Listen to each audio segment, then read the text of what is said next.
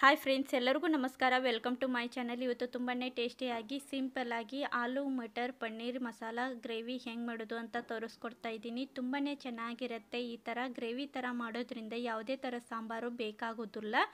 ಆರೋಗ್ಯಕವಾಗಿರುವಂಥ ವೆಜಿಟೇಬಲ್ಸ್ನ ಹಾಕಿ ಹಾಗೆ ಪನ್ನೀರ್ ಕೂಡ ಮಿಕ್ಸ್ ಮಾಡಿ ಹಾಕೋದ್ರಿಂದ ಒಂದು ಒಳ್ಳೆ ಟೇಸ್ಟಿಯಾಗಿ ತುಂಬ ರುಚಿಯಾಗಿರುತ್ತೆ.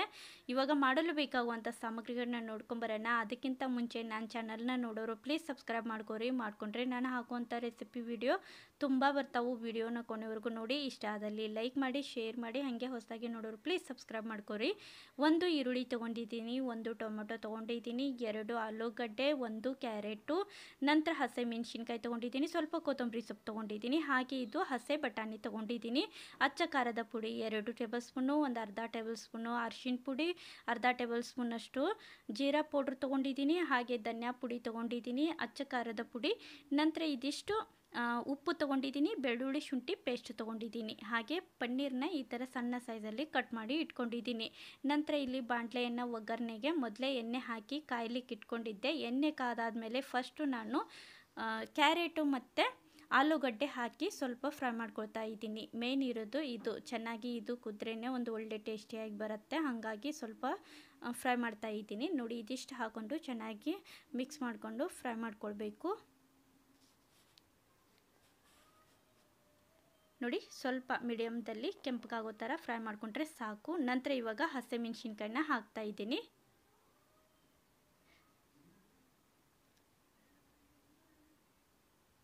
ಹಸಿಮೆಣಸಿನ್ಕಾಯಿ, ಈರುಳ್ಳಿ, ಹಾಗೆ ಟೊಮೆಟೊ, ಕೊತ್ತಂಬರಿ ಸೊಪ್ಪು ಇದಿಷ್ಟನ್ನು ಹಾಕ್ಕೊಂಡು ಇದು ಕೂಡ ಚೆನ್ನಾಗಿ ಬೆಂದಿರಬೇಕು. ಅಲ್ಲಿವರೆಗೂ ಫ್ರೈ ಮಾಡ್ಕೊಳ್ಬೇಕು.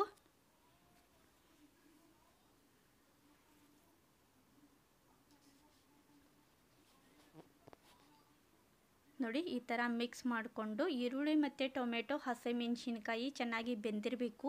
ನಂತರ ಇಲ್ಲಿವಾಗ ಇದಿಷ್ಟು ಕೆಂಪಗಾಗಿ ಫ್ರೈ ಮಾಡ್ಕೊಂಡಾದಮೇಲೆ ಹಸೆ ಬಟಾಣಿಯನ್ನು ಹಾಕ್ತಾ ಇದ್ದೀನಿ. ಇದು ಕೂಡ ಚೆನ್ನಾಗಿ ಮಿಕ್ಸ್ ಮಾಡ್ಕೊಳ್ಳಿ. ಮಿಕ್ಸ್ ಮಾಡಿಕೊಂಡು ನಂತರ ಇವಾಗ ಬೆಳ್ಳುಳ್ಳಿ ಶುಂಠಿ ಪೇಸ್ಟ್ 1 ಟೇಬಲ್ ಸ್ಪೂನಷ್ಟು ಹಾಕ್ತಾ ಇದ್ದೀನಿ. ನೋಡಿ, ಹಾಕ್ಕೊಂಡು ಚೆನ್ನಾಗಿ ಮಿಕ್ಸ್ ಮಾಡಿಕೊಂಡು ಇವಾಗ ಸ್ವಲ್ಪ ಕ್ಲೋಸ್ ಮಾಡಿ ಇಡ್ತಾ ಇದ್ದೀನಿ.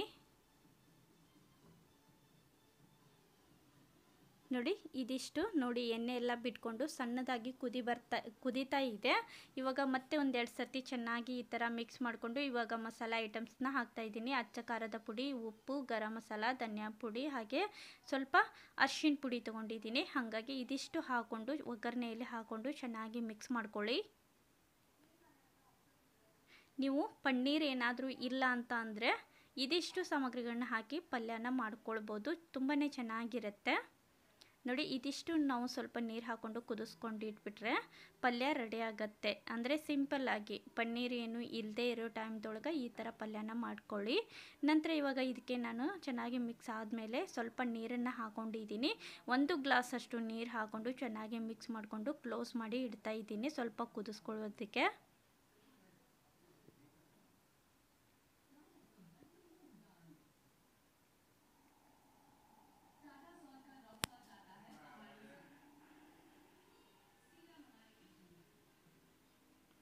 ನೋಡಿ, ಈ ಥರ ಚೆನ್ನಾಗಿ ಮಿಕ್ಸ್ ಮಾಡಿಕೊಂಡು ಕ್ಲೋಸ್ ಮಾಡಿ ಇಡ್ತಾ ಇದ್ದೀನಿ.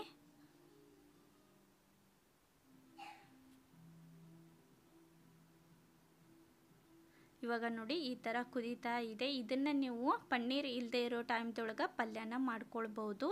ಮೇಲೆ ಸ್ವಲ್ಪ ಕೊತ್ತಂಬರಿ ಸೊಪ್ಪು ಹಾಕ್ತಾ ಇದ್ದೀನಿ.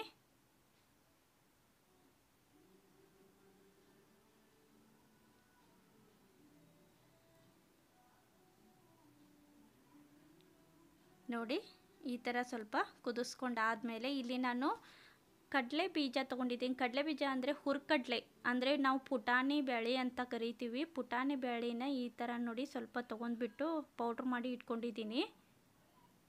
ಇವಾಗ ಇದರಲ್ಲಿರುವಂಥ ಒಂದು ಅರ್ಧದಷ್ಟು ನಾನು ನೋಡಿ ಈ ಥರ ಮಸಾಲದ್ರೊಳಗೆ ಹಾಕ್ಕೊಂಡಿದ್ದೀನಿ. ನೋಡಿ, ಈ ಥರ ಹಿಟ್ಟು ಹಚ್ಚಿ ಮಾಡೋದ್ರಿಂದ ಒಂದು ಒಳ್ಳೆ ಟೇಸ್ಟಿಯಾಗಿ ಚೆನ್ನಾಗಿರುತ್ತೆ, ದಪ್ಪದಾಗಿ ಚೆನ್ನಾಗಿರುತ್ತೆ. ನಂತರ ಈ ಚೆನ್ನಾಗಿ ಮಿಕ್ಸ್ ಮಾಡ್ಕೊಳ್ಳಿ.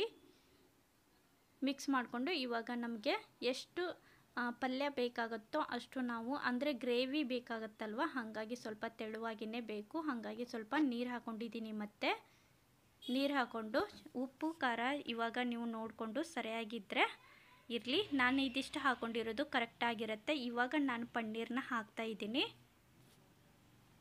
ನೋಡಿ. ಇದಿಷ್ಟು ಸಣ್ಣ ಸೈಜಲ್ಲಿ ಕಟ್ ಮಾಡ್ಕೊಂಡಿರುವಂಥ ಪನ್ನೀರ್ ಹಾಕ್ಕೊಂಡು ಮೇಲೆ ಸ್ವಲ್ಪ ಕೊತ್ತಂಬರಿ ಸೊಪ್ಪು ಹಾಕ್ಕೊಂಡು ಚೆನ್ನಾಗಿ ಮಿಕ್ಸ್ ಮಾಡಿಕೊಂಡು ಒಂದು 5 ರಿಂದ 10 ನಿಮಿಷ ಕುದಿಸ್ಕೊಂಡು ಬಿಟ್ಟರೆ ಆಯಿತು, ರೆಡಿ ಆಯಿತು.